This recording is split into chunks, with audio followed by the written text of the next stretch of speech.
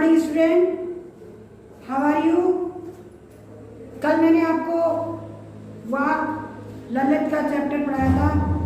उसमें से जो भावार्थ पढ़ाया था, भावार्थ में क्वेश्चन आंसर भी होते हैं, क्योंकि आप जो है 8th क्लास से 9th क्लास में आए हैं।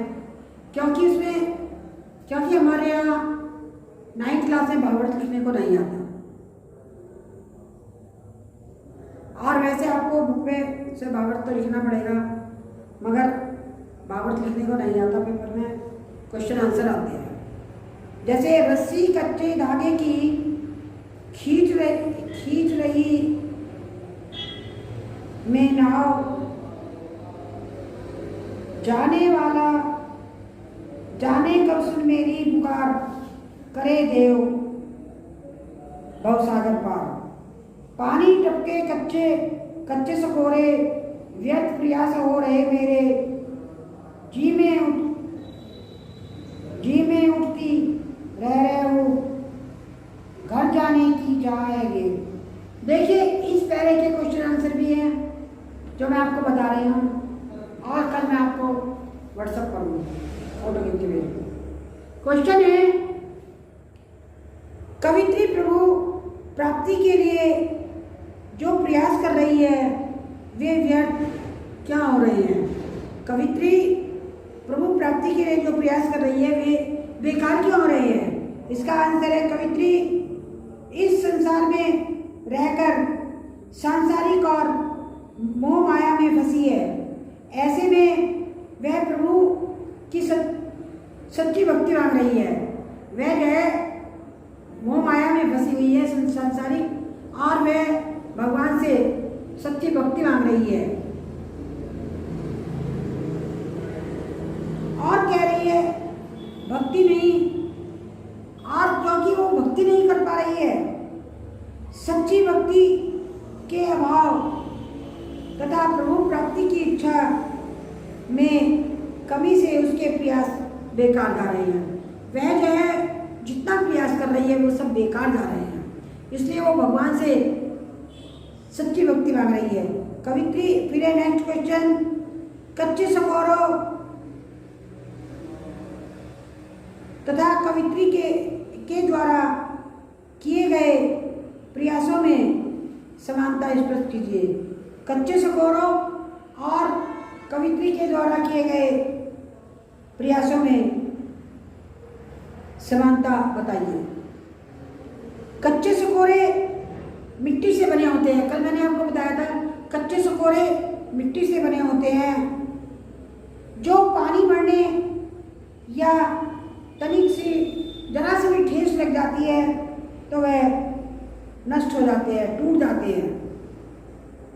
इसी प्रकार कवित्री द्वारा प्रभु भक्ति के लिए अपनाए जाने वाले साधन भी नाशवान हैं। तो कवित्री जो प्रभु को प्राप्त करने के लिए जो मेहनत कर रही है वे सब नाशवान हैं। अतः इनके सहारे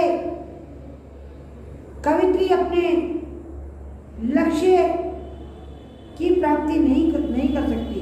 इनके द्वारा वह इन प्रयासों के द्वारा वह अपने लक्ष्य की प्राप्ति नहीं कर सकती।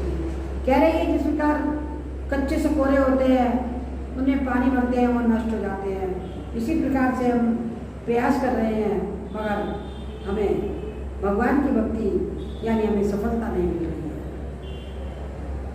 नेक्स्ट क्वेश्चन, कवित्री के मन में बार बार हुक क्यों उठ रही है। कवित्री अपने प्रभु की शरण में जाना चाहती है। कवित्री अपने प्रभु ईश्वर की शरण में जाना चाहती है, अर्थात मोक्ष प्राप्त करना चाहती है, परंतु असफलता देख उसके मन में बार बार हुक उठ रही है। उसके मन में बार बार हुक उठ रही है। हुक का मतलब है तड़प, क्योंकि जब उसे सफलता नहीं मिल रही है तो उसके मन में एक अजीब सी भगवान से की भक्ति प्राप्त करने की को वो तड़प रही है कि किस प्रकार से मुझे भगवान की भक्ति प्राप्त हो जाए। फिर है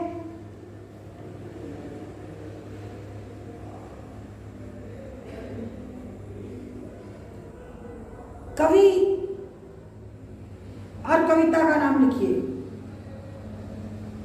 इसकी कवित्री है ललित और कविता है वाक। कवित्री ने कच्चे धागे की रस्सी तथा नाव का प्रयोग किसके लिए किया है? कवित्री ने कच्चे धागे व नाव का प्रयोग मनुष्य की सांसों के लिए किया है।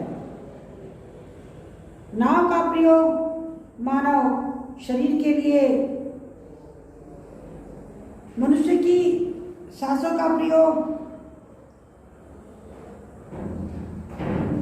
कच्चे धागे का प्रयोग सांसों के लिए किया है और नाव का प्रयोग मानव शरीर के लिए किया है। फिर है कवित्री किसे पुकार रही है तथा उसकी क्या इच्छा है? कवित्री भगवान को पुकार रही है। आंसर क्या है? कवित्री अपने प्रभु को पुकार रही है, उसकी इच्छा प्रभु की शरण में जाने की है। भव सागर पार करने के लिए कवित्री क्या मानती है? भव सागर पार करने के लिए कवित्री प्रभु की सच्ची भक्ति मानती है।